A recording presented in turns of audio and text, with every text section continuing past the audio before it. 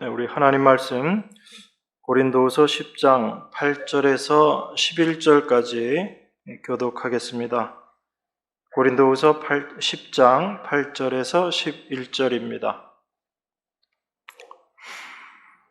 주께서 주신 권세는 너희를 파하려고 하신 것이 아니요 세우려고 하신 것이니 내가 이에 대하여 지나치게 자랑하여도 부끄럽지 아니하리라.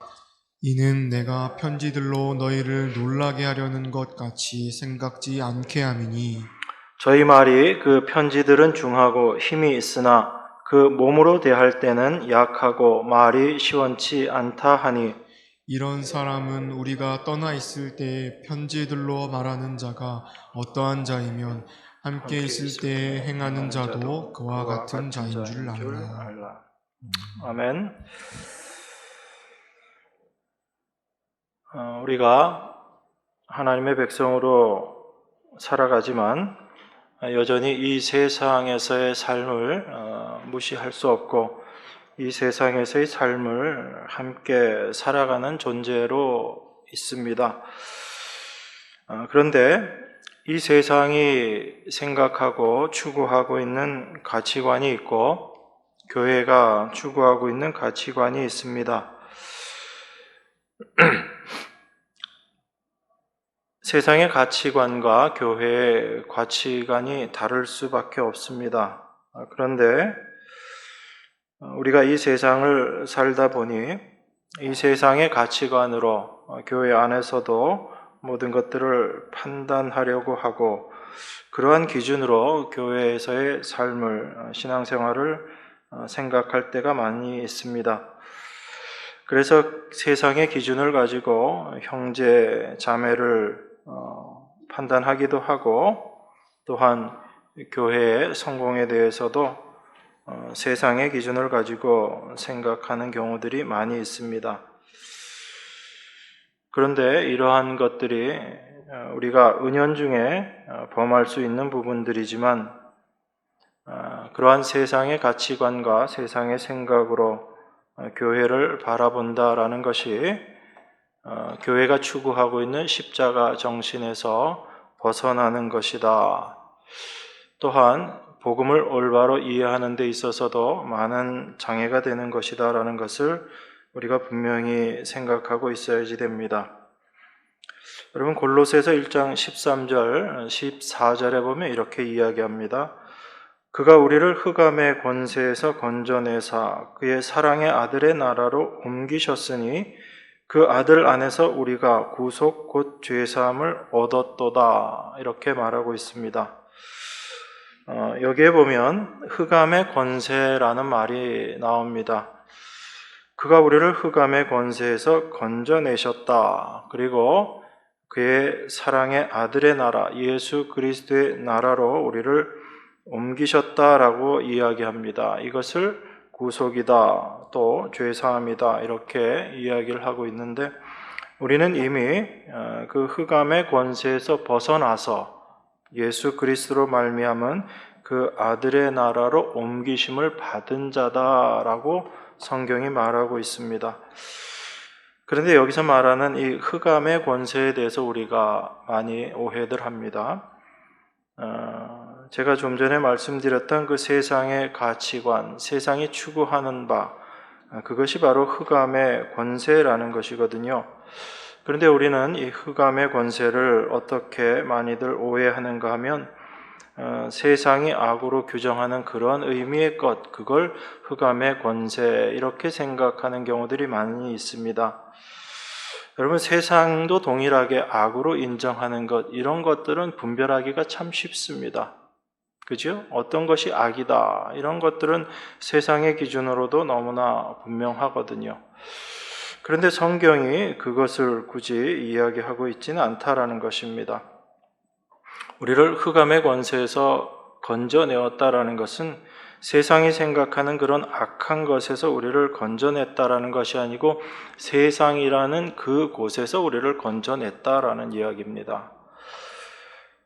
그렇기 때문에 이 흑암의 권세라는 것, 이걸 여러분들이 분명하게 이해하고 계셔야지 되는데 이 흑암의 권세라는 것은 세상이 선호하는, 세상이 좋아하는 것들로 드러나게 된다라는 것을 여러분들이 꼭 기억하셔야지 됩니다. 그러니까 흑암의 권세는 세상도 나쁘게 생각하는 악, 이런 것이 흑암이 아니다라는 얘기입니다. 이 흑암의 권세가 바로 세상의 권세인 것이고, 이 세상의 권세다라는 것은 세상이 좋아하는 것들, 그리고 세상이 추구하고 있는 것들, 그것이 바로 흑암의 권세다라는 것입니다. 그러니까 사도 바울이 로마 시대에 살고 있었지요. 그럼 그 로마 문화의 가장 중심에 사도 바울이 있었던 겁니다. 그 로마 문화에서 인간들이 추구하고 원했던 것들이 참 많이 있을 겁니다. 그렇게 세상 사람들이 다 원하는 것, 세상 사람들이 좋다라고 생각하는 것, 세상 사람들이 추구하고 있었던 것, 그것을 사도 바울은 지금 흑암의 권세다라고 그렇게 이야기하고 있다라는 것입니다. 그러니까 우리가 성경에 나와 있는 한마디 한마디를 그저 우리의 윤리나 도덕적인 생각으로 이해하게 되면 실제 성경이 말하고자 하는 바를 우리가 많이 놓치게 됩니다. 자, 오늘 본문 10절에도 보면 이렇게 이야기하죠. 저희 말이 그 편지들은 중하고 힘이 있으나 그 몸으로 대할 때는 약하고 말이 시원치 않다 하니, 이렇게 이야기합니다. 그러니까 사도 바울을 지금 사람들이 어떻게 평가하고 있냐면 사도 바울의 외적인 것을 가지고 사람들이 평가하고 있다라는 겁니다. 그래서 10장 7절에도 보면 너희는 외모만 보는도다. 만일 사람이 자기가 그리스도에게 속한 줄을 믿을진대 자기가 그리스도에 속한 것 같이 우리도 그러한 줄을 자기 속으로 다시 생각할 것이라.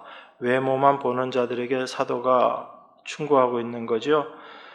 너희 자신이 그리스도에게 속한 줄을 믿는다면 우리도 동일하게 그리스도에게 속한 줄을 너희가 먼저 생각해야지 되지 않겠느냐. 그런데 외모를 보고 우리를 판단하는 너희들이 올바르게 그리스도께 속한 자임을 생각하고 우리를 바라보고 있는 것인가, 그런 말을 사도가 하고 있는 거죠. 10절의 말도 동일합니다. 편지들은 중하고 힘이 있다. 편지들을 읽을 때는 아주 무게감도 있고 그 편지에 능력이 있어서 힘이 있는 것 같이 느껴지는데 몸으로 대하면서 보니까 약하고 몸이 굉장히 좀 허약해 보였나 봅니다. 사도 바울이 잔병이 굉장히 많았다라고 성경학자들이 이야기하지요. 또 말이 시원치 않다라고 이렇게 이야기합니다. 우리는 한편 생각하면 사도 바울이 참 말이 많은 사람인데 굉장한 달변가고 웅변가일 거다라고 생각을 하는데, 사도 바울은 자기 자신을 이렇게 이야기하고 또한 고린도에서 이렇게 사도 바울을 평가했다라는 것을 보면 말이 좀 어눌한 부분이 있지 않았겠나, 그렇게 생각할 수 있습니다. 어쨌든 이렇게 외적인 부분으로 사도 바울을 판단하는 그 이면에는 고린도 교회에 있었던 그 아볼로파라는 것을 미루어서 생각해 보면 좀 더 이해하기가 쉽습니다. 사도행전 18장 24절에 보면 아볼로에 대해서 이렇게 이야기합니다. 알렉산드리아에 난 아볼로라 하는 유대인이 에베소에 이르니 이 사람은 학문이 많고 성경에 능통한 자라, 이렇게 이야기하거든요. 그런데 고린도 교회에 아볼로파가 있었죠. 아볼로를 추종하는 사람들이 있었다는 얘기입니다. 아마 그런 사람들이 사도 바울을 비난하면서 이 학문이 많고 성경에 능통했다라는 건 어떤 외적인 것을 이야기하는 거예요. 그죠? 그런데 사도 바울은 그렇게 외적으로 좀 괜찮아 보이지 않았다, 이렇게 이야기하는 것일 수 있습니다. 그래서 그 바울을 반대하던 사람들이 아볼로와 비교하면서 아니면 다른 누구와 비교하면서 사도 바울을 공격했던 것이 아닌가, 우리가 그렇게 생각할 수 있습니다. 이러한 문제를 우리는 좀 가볍게 넘기기가 쉬워요. 그런데 사도 바울은 굳이 이런 것에 대해서 지금 대꾸를 하고 거기에 대해서 변명을 하고 있거든요. 그러니까 우리가 신앙생활을 하면서 그리스도인의 덕목 그런 걸 이야기할 때 누가 나를 비난하더라도 어떻게 하라고 그래요? 그냥 좀 참고 넘어가라. 그렇게 이야기합니다. 여러분들에게 누가 여러분들을 비난하면 여러분들 그거 막 변명하고 아닌 거 막 싸우고 그렇게 하지 않잖아요. 그죠? 대부분 그렇게 생각하거든요. 그리스도인들에게 그게 그리스도인의 덕목이지. 누가 나를 좀 해꾸지 하더라도 오른밤 치면 왼밤도 들이대고 그게 그리스도인의 덕목이다. 그렇게 생각합니다. 그런데 사도 바울이 이렇게 변명하는 모습이 사실 한편으로 보면 이렇게 이쁘게 보이지는 않거든요. 근데 분명히 그 이유가 있다라는 것입니다. 이게 뭐냐면 사도 바울은 자기 자신을 어떻게 이해하고 있었는가, 특별히 사도 바울이 자기 자신의 사도 직분에 대해서 어떻게 이해하고 있었는가, 이게 굉장히 중요합니다. 사도 바울이 자기 자신의 사도 직분을 어떻게 이해하고 있었느냐, 이것이 바로 우리가 우리의 하나님 백성됨을 어떻게 이해하고 있는가라는 것, 그리고 교회를 어떤 시각으로 바라봐야지 되는가라는 것과 직결되기 때문에 그렇습니다. 그러니까 사도가 아무 필요 없는 얘기를 하고 있는 것이 아닙니다. 분명히 사도 바울의 편지를 볼 때는 그 편지가 중하고 힘이 있다라고 이야기했습니다. 그러면 사도 바울이 전하는 복음으로 사도 바울을 평가하면 되는 겁니다. 그런데 지금 고린도 사람들은 어떻게 이야기하냐면 사도 바울을 몸이 약하다거나 말이 시원치 않다라는 것으로 평가하고 있습니다. 그런데 몸이 약하고 말이 시원치 않다라는 것이 복음이 전파되는데 방해가 될까요? 안 될까요? 인간적인 생각으로는 복음 전하는 사람이 좀 외적으로도 잘생기고 못생긴 사람이 복음 전하는 것보다 잘생긴 사람이 복음 전하는 게 낫다라는 생각 혹시 여러분 갖고 계세요? 저보다 훨씬 능력 있고 학력도 좋고 잘생기고 머리숱도 많고 그런 사람이 앞에서 말씀을 전하고 있으면 어때요? 여러분들이 조금 더 복음을 복음으로 받아들이실까요? 아니면 저보다도 더 못한 사람이 여기 이 강단에서 말씀을 전하면 아무리 그것이 복음이라도 복음처럼 안 들릴까요? 복음이 복음되게 하시는 분은 누구신가요, 여러분? 사람이 아닙니다. 하나님이십니다. 하나님이 말씀하시고 하나님이 그것을 하나님의 말씀으로 우리 안에 새겨주시기 때문에 그것이 복음이 되는 것입니다. 사람의 외적인 것들이 아무 의미가 없는 거예요. 그래서 사도 바울의 글을 보면서는 힘이 있다라고 그렇게 생각했는데 실제 사도 바울을 대하고 있을 때 바울을 외적인 것으로 판단하는 그 사람들의 모습, 그게 바로 무엇인가 하면 아까 제가 골로새서 말씀드리면서 얘기 드렸던 그 흑암의 권세, 세상의 기준, 세상의 가치관이라는 것입니다. 그 외적인 어떠한 것도 복음이 전파되는 일에는 방해되는 것이 없습니다. 이건 제가 분명하게 말씀드릴 수 있어요. 왜냐하면 그 복음이 복음되게 하시는 분은 하나님이시기 때문에 그렇습니다. 하나님이 사람을 도구로 사용하시는 것뿐이지요. 그래서 그 도구가 믿지 않는 자들에겐 오히려 거치는 돌이 되는 겁니다. 예수 그리스도를 성경에서 이야기하고 묘사하고 있을 때 어떻게 묘사하죠?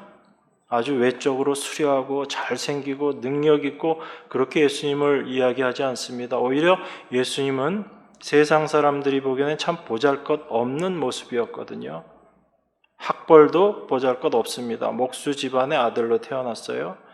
그리고 외모도 이사야서에서 묘사하고 있는 걸 보면 사람들이 보고 고개를 돌릴 정도였다.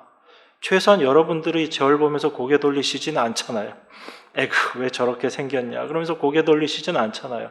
그래도 좀 봐줄만 하잖아요. 그죠? 아닌가요? 전혀 그런 표정들이 아니신데 어쨌거나 그런데 그런 외적인 것들이 믿지 않는 사람들, 택하심을 받지 못한 자들에게 뭐가 되어버리냐면 거치는 돌이 되어버리는 겁니다. 거기 걸려서 다 넘어져 버리는 거예요. 그런데 하나님의 백성들에게는 그 예수님이 참 하나님의 아들로 다가오고 믿어지는 것입니다. 이건 사람이 하는 일이 아니라 하나님이 하시는 일이기 때문에 그렇습니다. 그래서 여러분들 성경은 잘 아셔야지 돼요. 대충 아셔서는 안 됩니다. 정확하게 알고 계셔야지 됩니다. 그래서 고린도 성도들이 그렇게 세상의 정신, 그 흑암의 권세에 잡혀 있는 것을 사도 바울이 지금 지적하고 싶은 것입니다. 그래서 복음이 무엇인지를 드러내려고 하는 거예요.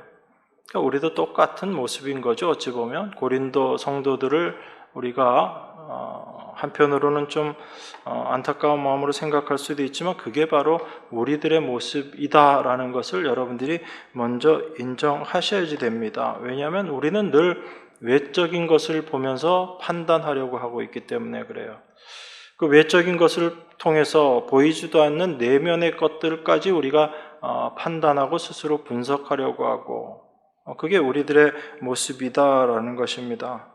그래서 우리가 먼저 인정해야지 되는 게 있습니다. 그게 뭐냐면 우리 자신들이 바로 흑암의 권세에 사로잡혀서 그 세상의 기준에서 우리가 주변을 판단하고 있는 그러한 자다라는 것, 그것을 먼저 우리가 인정할 필요가 있습니다. 그것이 인간이 자기 자신에 대해서 분명히 깨어있는 자가 되는 첫 걸음이고 그것이 올바른 시각이다라는 것을 우리가 좀 생각해야지 되겠습니다. 사도 바울은 자기 자신의 사도됨을 이야기할 때 서신서를 쓸 때마다 사도 바울이 그런 말을 많이 쓰지요. 하나님의 뜻으로 말미암아 사도된 나 바울은 이런 표현들을 많이 쓰고 있습니다. 사도는 자기 자신을 철저하게 그렇게 이해했다는 얘기입니다. 자기의 어떤 외적인 것과 상관없이 하나님의 뜻으로 말미암아 자기가 부름받아서 사도가 되었다. 그렇게 생각한 것이 사도 바울이었습니다. 그러니까 자기 스스로가 사도직을 택한 게 아니다라는 거죠. 그러면 우리 자신에 대해서 생각해 보는 것도 동일한 것입니다. 여러분들이 하나님 백성 된 것, 누구로 말미암아 된 거죠? 하나님으로 말미암아 부르심 받아 된 것입니다. 우리의 원함으로, 우리의 열심으로 우리가 아무리 뛴다고 해서 되어질 일이 아니다라는 것을 성경이 분명히 이야기하고 있거든요. 그러면 우리가 하나님 백성 된 것도 사도가 바울이 사도 된 것이나 똑같은 거란 이야기예요. 그걸 여러분들이 꼭 기억하고 계셔야지 됩니다. 그 어떤 누구도 외적인 조건으로 말미암아 하나님 백성 된 게 아니다라고 생각한다면 우리 스스로가 어떤 외적인 것을 가지고 형제 자매를 판단하고 비판하고 교회를 평가한다라는 것이 얼마나 성경적이지 않다라는 것을 여러분들이 확인하게 되는 거예요. 그런 의미에서 제가 성경에 나와 있는 말씀으로 다시 한번 확인시켜 드리겠습니다. 여러분 기억하시죠? 로마서 9장 11절에 나와 있는 그 말씀. 그 자식들이 아직 나지도 아니하고 무슨 선이나 악을 행하지 아니한 때에 택하심을 따라 되는 하나님의 뜻이 행위로 말미암지 않고 오직 부르시는 이에게로 말미암아 서게 하려 하사. 이렇게 이야기합니다. 하나님의 뜻이 무엇으로 말미암지 않는다고요? 행위로 말미암지 않는다. 그 사람의 어떠함과 아무 상관이 없다라는 얘기입니다. 오직 부르시는 이에게로 말미암아 이렇게 이야기합니다. 이게 하나님의 뜻이라는 거예요. 이 세상에 나기도 전에 하나님은 누구를 사랑하시고 누구를 미워하셨다 얘기하죠? 야곱은 사랑하고 에서는 미워하셨다. 그렇게 이야기합니다. 이게 하나님의 택하심이거든요. 그런데 그 하나님의 택하심에 사람들은 늘 이의를 제기하려고 합니다. 마음에 들지 않거든요. 그 마음에 들지 않는다라는 얘기는 내가 하나님께 택하심을 받았다라는 것에 어떠한 이유가 있을 것이다라고 생각들을 하기 때문에 그래요. 택하심을 받은 자와 받지 못한 자가 분명히 차이가 있을 것이다. 뭔가 잘한 게 있으니까 택하셨겠지. 그런 생각들을 많이 합니다. 그런데 성경은 그걸 완전히 부정하고 있어요. 우리의 어떠함과 아무 상관없이 하나님의 뜻, 거기에만 집중하고 그것만을 이야기하고 있는 것이 성경입니다. 이 세상에 나기도 전에 야곱 사랑하고 에서는 미워했다. 이건 에서가 나중에 미워할 짓 할 걸 하나님이 미리 아시고, 야곱이 하나님 사랑받을 일을 할 것을 하나님이 미리 하시고, 이 말이 아닌 거예요. 그거는 억지로 인간적인 생각으로 맞추어 보려는 그런 시도일 뿐인 겁니다. 절대 그런 말에 여러분 현혹되지 마세요. 그렇게 이야기하시는 분들이 많기 때문에 제가 이렇게 말씀드리는 겁니다. 세상에 나기도 전에 하나님이 그렇게 부르셨다, 정하셨다라는 얘기는 인간의 외적인 것을 절대 보지 않으신다라는 것을 성경이 반복해서 확인해서 여러분들에게 말씀드리고 있는 거예요. 그래서 모든 것이 하나님의 뜻이기 때문에요. 바울의 몸이 약하고 말이 시원치 않다.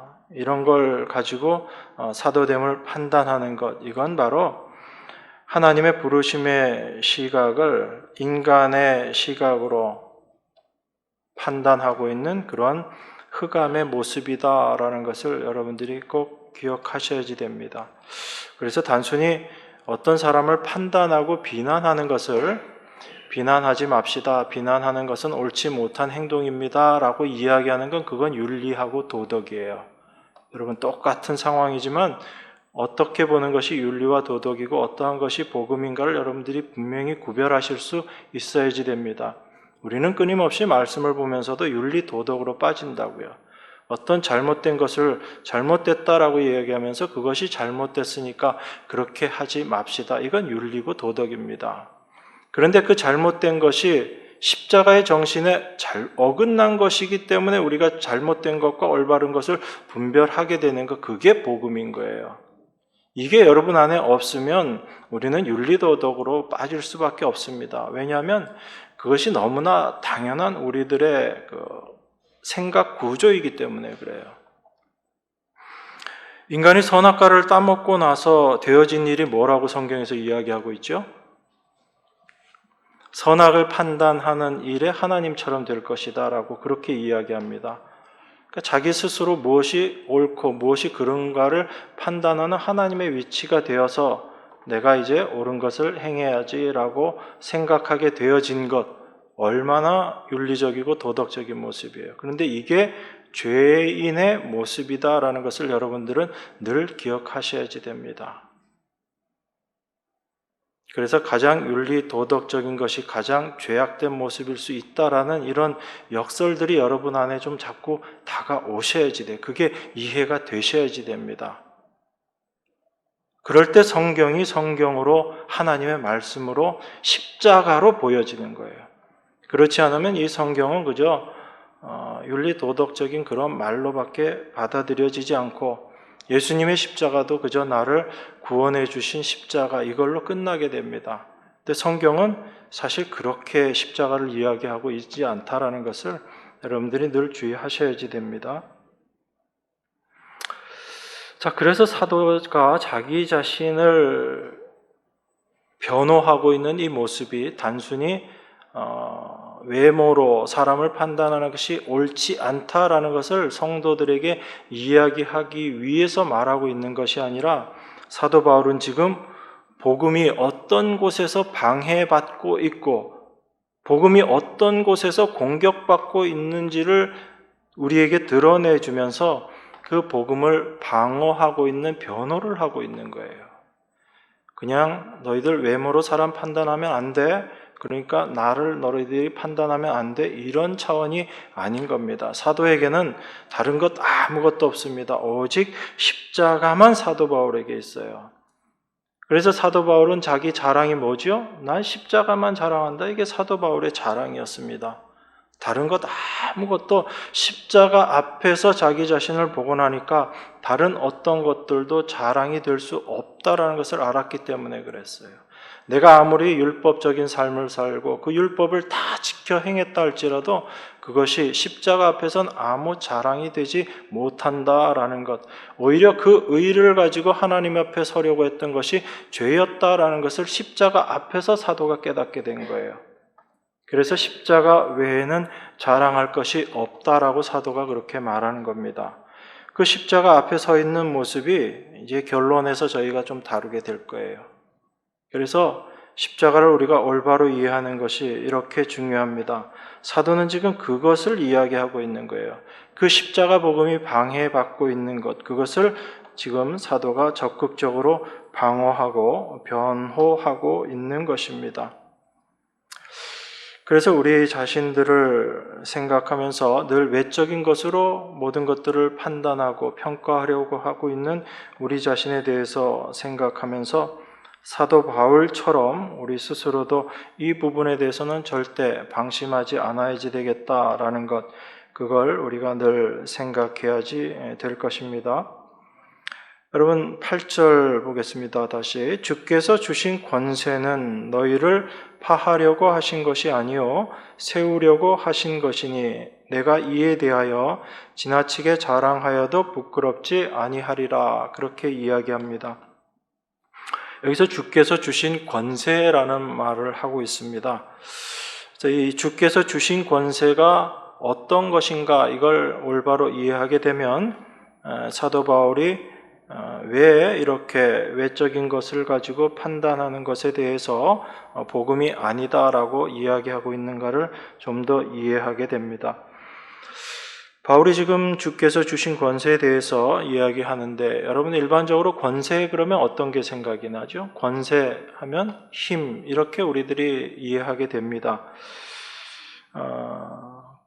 만약에 그렇게만 이해한다면 사도 바울이 주께로부터 받은 권세가 사도가 된 것이고 또 그 권세로 복음을 전하고 교회를 다스린다 이렇게 생각할 수 있지만 사도가 사도 된 것 그리고 하나님께서 주신 권세 이건 사도 바울에게만 해당되는 건 아니거든요. 지금 고린도 성도들에게 주께서 주신 권세를 이야기하는 이 의미는 단순히 하나님께서 권세를 주셔서 바울을 사도되게 하셨다. 그래서 교회를 가르치게 하신다. 그런 의미에서의 권세를 이야기하고 있는 것이 아닙니다. 이것은 주께서 주신 권세는 우리 모두에게 해당되는 권세이기 때문에 그렇습니다.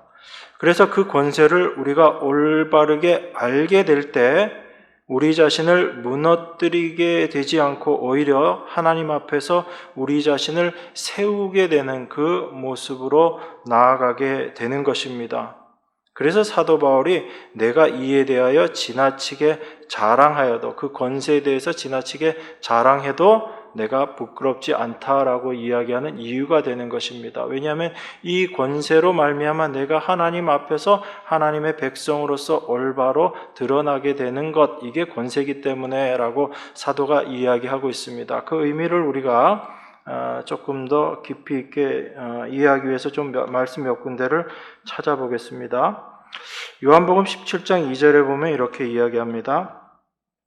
아버지께서 아들에게 주신 모든 자에게 영생을 주게 하시려고 만민을 다스리는 권세를 아들에게 주셨음이로소이다. 이렇게 이야기합니다. 하나님께서 아들 예수 그리스도께 만민을 다스리는 권세를 주셨다라고 그렇게 이야기합니다. 그리고 이 권세는 모든 자에게 영생을 주게 하시려는 그런 권세, 그것을 만민을 다스리는 권세다라고 이야기합니다. 이 하나님께서 예수 그리스도에게 주신 그 권세, 주께서 주신 그 권세는 당연히 세상의 힘과는 다른 거지요. 그죠? 여러분 거기까지는 따라오실 수 있을 겁니다. 그래서 주께 있는 권세, 이건 세상을 힘으로 이기는 권세가 아닌 거예요. 만약에 이게 세상을 힘으로 이긴다면 예수님께서 허무하게 그렇게 십자가에 달려 죽으시면 안 되는 거죠. 그 세상의 힘에 붙잡혀서 십자가에 달려 죽으시면 안 되는 겁니다. 그러니까 예수님이 받은 그 권세, 주께서 주신 그 권세는 이 세상을 힘으로 이기는 그러한 의미의 권세가 아니다라는 거죠. 그래서 세상이 이해하고 있는 그런 힘의 의미가 아닌 겁니다. 여러분 우리가 한번 생각해 보기를 원합니다. 주께서 주신 권세, 이게 세상이 아니라 위로부터 오신 권세다라고 이야기하죠. 그러면 이것이 하늘에서부터 온 권세다라는 이야기입니다. 만약에 우리가 하늘의 그 권세 앞에 선다면 우리의 모습이 어떻게 될까요? 하늘의 권세 앞에 여러분들이 딱 서 있다 그러면 어때? 당당하게 서 있을 수 있을까요? 아니면 그 앞에 무릎 꿇을 수밖에 없을까요? 당당하게 서 있지 못하겠죠. 그 하늘의 권세 앞에서. 그래서 그 하늘의 권세 앞에서는 우리를 무릎 꿇게 하는 것, 그게 어찌 보면 하늘의 권세이고 이것이 하늘의 권세를 만난 자의 모습이다라고 그렇게 생각할 수 있습니다. 그런데 그 권세를 만약에 어떤 세상의 힘이다라고 그렇게 이해를 해버린다면 그 권세를 가지고 세상 사람들을 자기에게 굴복시키려고 하는 그런 수단으로 사용할 겁니다. 참 부끄러운 얘기지만 목사님들이 이렇게 잘 쓰세요. 이렇게 잘 휘두르신다고요. 목사라는 그것을 어떤 특별한 위치로 하나님이 주신 권세로 이야기하면서 성도들을 굴복시키는 그런 수단으로 사용하시는 분들이 있습니다. 뭐 얼마나 있는지는 제가 모르겠고 있긴 있더라고요. 그래서 참 제 마음 가운데 어려움이 있습니다. 여러분, 사도 바울이 자랑한 게 특별히 두 가지가 있었어요. 한 가지는 뭐였죠? 아까 제가 말씀드렸어요. 그새 까먹으시면 안 되죠. 뭐를 자랑한다고 사도가 이야기했죠? 십자가 자랑한다고 그랬잖아요. 그죠? 그러고 나서 사도 바울이 또 하나 자랑한 게 있습니다. 그게 뭐냐면 내가 부득불 자랑할진데, 그러면서 사도 바울이 자랑한 게 있어요. 아이고, 벌써 띄워버렸네. 나의 약한 것을 자랑한다라고 이야기했습니다.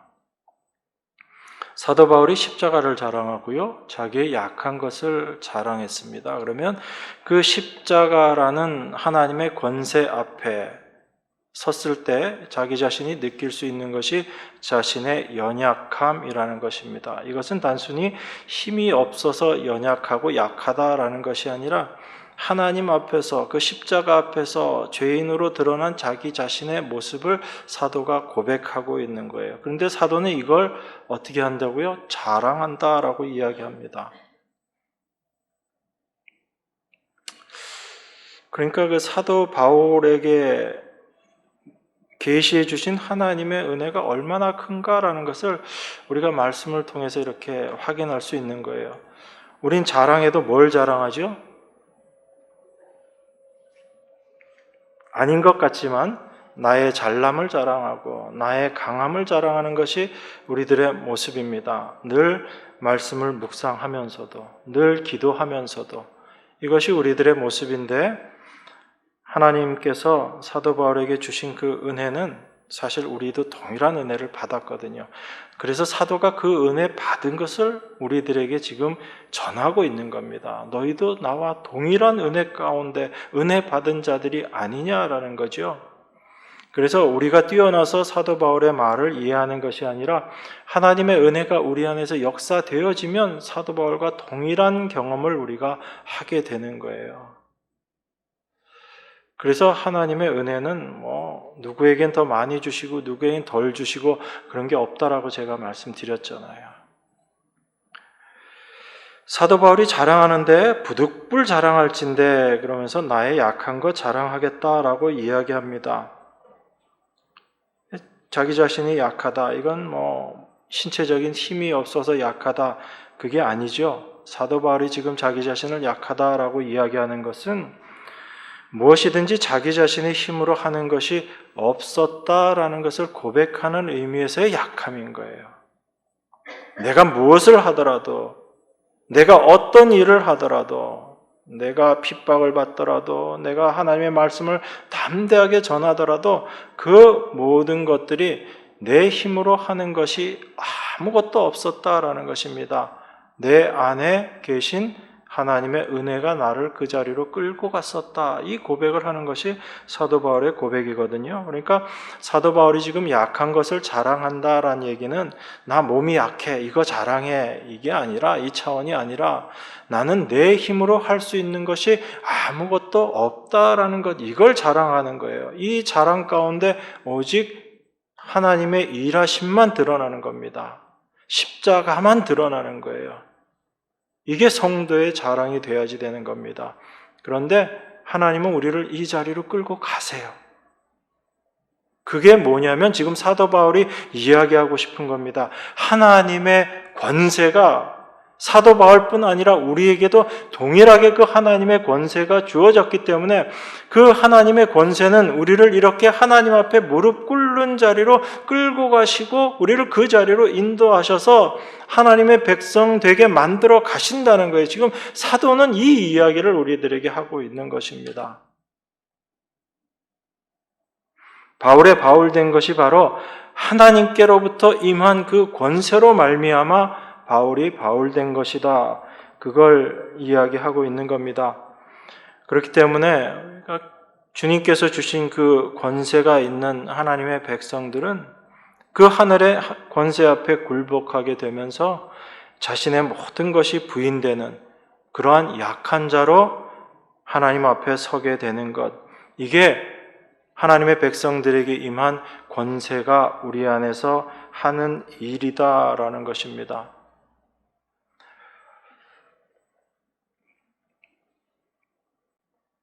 여러분 마가복음 11장 29절 30절에 보면 예수님께서 그 성전에서 장사하는 사람들을 다 내쫓으시고 그랬을 때 그 제사장들을 그리고 그 유대인들이 예수님에게 도무지 누구 권세로 이런 일을 하는가 그걸 물어본 적이 있습니다. 29절 30절에 보면 예수께서 이르시되 나도 한 말을 너희에게 물으리니 대답하라. 그리하면 나도 무슨 권세로 이런 일을 한지 이르리라.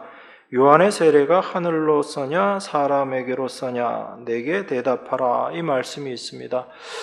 거기에 대해서 성경이 부연해서 설명해 놓고 있는 것이 저희들이 만약에 그 요한의 세례 이게 하늘로서부터다 그렇게 이야기하면 그 요한이 증거하고 있는 예수를 믿지 않는 그것이 하나님을 믿지 않는 것처럼 그렇게 되어버리기 때문에 곤란하고 또 사람에게서다라고 그렇게 이야기하면 모든 사람들이 그 요한을 하나님께서 보내신 선지자로 알고 있기 때문에 이 사람들이 오히려 그렇게 요한을 선지자로 부인해버리는 그렇게 그 모습이 되기 때문에 백성을 무서워해서 이 사람들이 도무지 대답을 못한다. 그래서 우리가 알지 못하겠다 이렇게 예수님께 대답했다라는 그 내용이 나옵니다. 그래서 예수님도 너희들이 대답하지 않으니까 나도 대답하지 않겠다 이 내용이 복음서에 나와 있습니다. 근데 여기서 우리가 조금 더 좀 생각해 볼 내용이 있습니다. 그게 무엇이냐면 이 요한의 세례 문제에 대해서 예수님께서 이게 하늘에서부터냐 아니면 사람에게서 난 것이냐 이렇게 물어봤을 때 그 요한의 세례가 하늘로부터다라는 거 우리가 다 인정하거든요. 그죠? 우리는 만약에 예수님이 이렇게 물어보시면 요한의 세례는 하늘로부터입니다. 이렇게 다 대답할 거란 얘기예요. 이걸 오늘 우리가 생각하고 있는 이 권세라는 것과 좀 같이 연결지어서 생각해 보려고 합니다.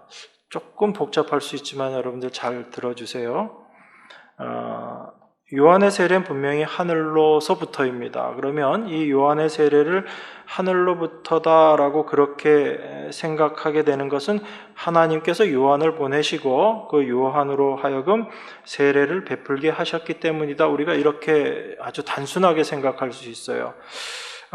그렇게 되면 만약에 천국에 가기 위해서는 구원받기 위해서는 누구의 세례를 받아야 되는 거죠? 요한의 세례를 받아야지 된다라고 우리가 이렇게까지 해석하게 되는 것입니다. 그렇게 되면 그 요한의 세례라는 것 자체가 권세 있는 세례가 돼버려요. 그죠? 하나님이 요한을 보내시고 그 요한으로 하여금 세례를 베풀게 했기 때문에 그 요한의 세례 자체가 이제 권세 있는 세례가 되어버린다고요. 이런 부분들이 우리가 하나님 말씀을 보면서 오해할 수 있는 부분인 것입니다. 자, 요한이 세례를 베풀었습니다. 그 요한의 세례는 하늘로부터 임한 거였어요. 근데 요한이 광야에서 외친 말이 있습니다. 그게 회개하라 천국이 가까웠느니라 라는 그 말씀을 요한이 외쳤거든요. 요한이 이 천국이 가까웠으니까 회개해라 라는 이 말은 회개해서 천국에 들어가라 이 말씀의 의미일까요? 우리들이 자꾸 오해하기 쉬운 부분들이 이런 거죠. 그러니까 제가 아침에 여러분들이 자꾸 헷갈릴 수 있는 말씀을 드려서 좀 혼란스러울 수 있지만 그래도 아침에 맑은 정신이니까 잘 이해하자고요. 회개하라 천국이 가까웠느니라 라는 요한의 이 말이 너희들 천국에 들어가려면 회개해야 돼. 이제 다 나와서 회개해. 이 이야기겠냐고요. 만약에 그렇다면 우리는 우리 스스로 회개할 수 있는 자다라는 얘기가 돼버린다고요. 성경은 그 얘기하고 있는 게 아니잖아요. 우리는 우리 스스로 회개할 수 없는 자라는 얘기입니다. 그러면 요한이 지금 회개하라 천국이 가까웠다라고 이야기하는 것은 우리에게 회개해서 천국 들어가라 이 말씀의 의미보다 오히려 천국의 기준이 회개다라는 사실을 지금 우리에게 선포하고 있는 거예요. 다시 말씀드리면 우리가 회개하면 천국 간다가 아니라 천국 백성들의 모습이 어떤가 하면 그들은 회개 가운데 있는 자다. 그들이 바로 천국 백성이다. 천국의 기준, 천국은 어떤 곳인가 라는 것을 지금 우리에게 이야기하고 있는 겁니다. 왜 그러냐면 요한이 이 이야기를 했던 당시 누구에게 한 이야기냐면 유대인들에게 한 얘기거든요. 자, 유대인들은 어떤 사람들이었어요? 그들은 회개라는 것이 필요 없다라고 생각했던 사람들입니다. 왜 회개가 필요 없다라고 생각했냐면 그들은 율법을 성실히 지키고 있었기 때문에 자기 자신들은 죄와 무관하다라고 생각했어요. 그리고 그들이 천국 들어가느냐 들어가지 못하느냐, 심판에 해당되느냐 심판에 해당되지 않느냐는 단지 율법을 지키느냐 지키지 않느냐에 있다라고 생각했던 사람들이 유대인들이거든요. 그러니까 그 유대인들에게는 회개라는 게 아무 의미가 없었던 거예요. 혹시라도 회개 비슷한 반성은 할 수 있었겠죠. 내가 율법을 더 올바로 지켜야지 되겠다. 이런 반성은 있었지만 회개와는 전혀 상관없는 모습이었던 겁니다. 그래서 요한이 회개하라 천국이 가까웠다. 천국은 바로 회개하는 자들의 모습, 회개하는 모습이 바로 천국의 모습이다라는 것을 사도가 이야기하는 것입니다.